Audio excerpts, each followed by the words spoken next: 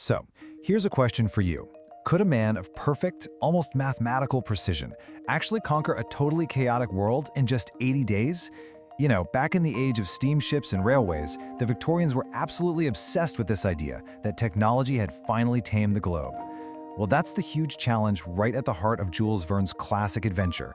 And in this explainer, we're going to break down exactly what it took to pull off this incredible journey, from the man himself to the world that stood squarely in his way. Our story kicks off not with some swashbuckling adventurer, but with this guy, Phileas Fogg. As Verne puts it, he was as exactly regulated as a protee chronometer. Seriously, this guy isn't your typical hero. He's more like a machine. His whole life in London is just this testament to a perfect, unwavering routine. He's so predictable, so solitary, that he seems almost alien to the very chaos he's about to dive into head first. So what on earth could possibly shake a man like this from his perfect routine? A bet. But we're not talking about just any bet. We're talking about a wager of 20,000 pounds, an absolute fortune in the 19th century, that he can circumnavigate the entire globe in a mere 80 days.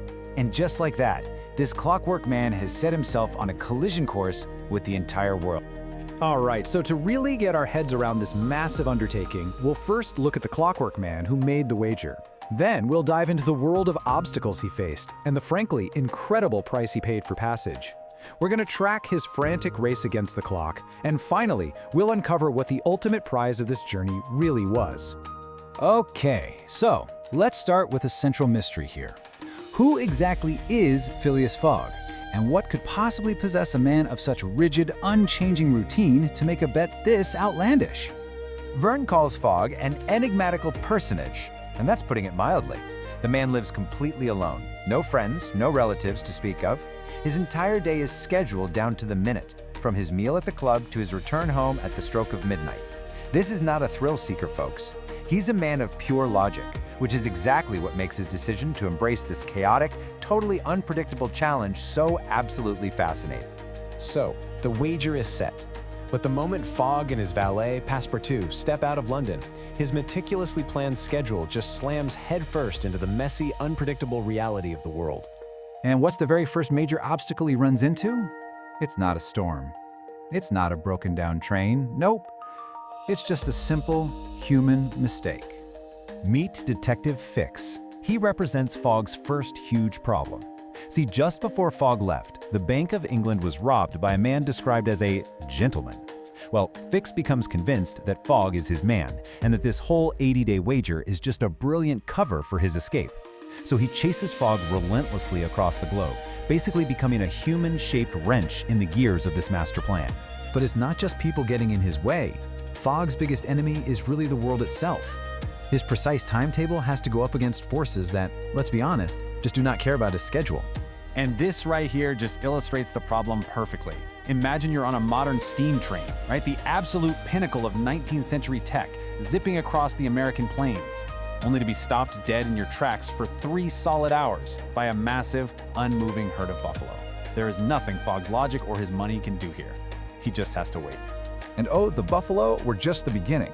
The journey is just a constant barrage of logistical nightmares.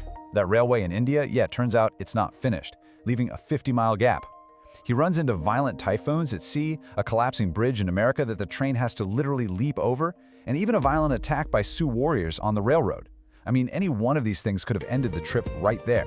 So how does a man of pure logic deal with pure, unadulterated chaos?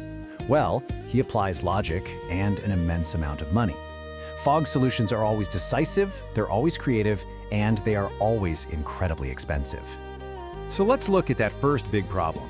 The train just stops. In the middle of the Indian jungle. The newspaper said the line was complete, but hey, the newspaper was wrong. What do? Well, if you're Phileas Fogg, you don't panic. You don't even break a sweat. You calmly walk into a village and you buy an elephant for the staggering price of 2,000 pounds. He simply buys a whole new mode of transport and hires a guide to cut straight through the jungle. For Fogg, no obstacle is insurmountable. It's just a problem with a price tag. But trust me, it gets even more extreme. Picture this, you're on the final leg. You're crossing the Atlantic, heading back to England. The finish line is so close you can taste it. But then the captain tells you the ship is running out of coal and they're gonna have to slow down. The wager is slipping through your fingers. What's the logical solution now? Fogg's response here is just breathtakingly audacious. He buys the entire ship, the Henrietta, from its furious captain, then he orders the crew to start chopping up the wooden parts of the vessel, the railings, the decks, the masts, and feed them into the furnaces. He literally burns his own ship to keep the engines running at full steam. It's unbelievable. And his ingenuity doesn't stop there. Not by a long shot. When a train gets blocked by snow in Nebraska, what does he do? He charters a wind-powered sledge to sail across the frozen plains.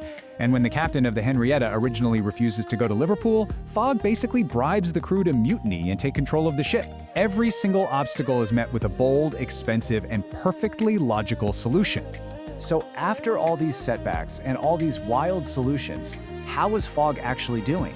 How is he faring in his race against the one thing he couldn't buy or outwit, the clock? If you look at Fogg's own meticulous itinerary, you can see how well he was doing early on. Thanks to his quick thinking, he actually got ahead of schedule, gaining 2 full days by the time he reached Bombay. But all those relentless obstacles, Detective Fix, the storms, the attacks, they just chipped away at that lead, bit by bit, until he arrived back in Liverpool on the very last day, December 21st. He makes it back to British soil with just 9 hours and 15 minutes to get from Liverpool to the Reform Club in London to win his bet. The journey itself is 6 hours. It's going to be incredibly tight, but it's possible. And then, just as he's about to step on the train, Detective Fix finally makes his move and arrests him. After crossing the entire world, overcoming every single obstacle you can imagine, Fogg is defeated right on his own doorstep, locked in a cell. He has lost everything. Or has he? When he's finally released, it turns out the real bank robber had been caught days ago. Fogg believes he's too late, and he's completely ruined. And in this moment of defeat, he speaks to Awuda, the woman he rescued back in India, and he confesses the truth of his solitary life.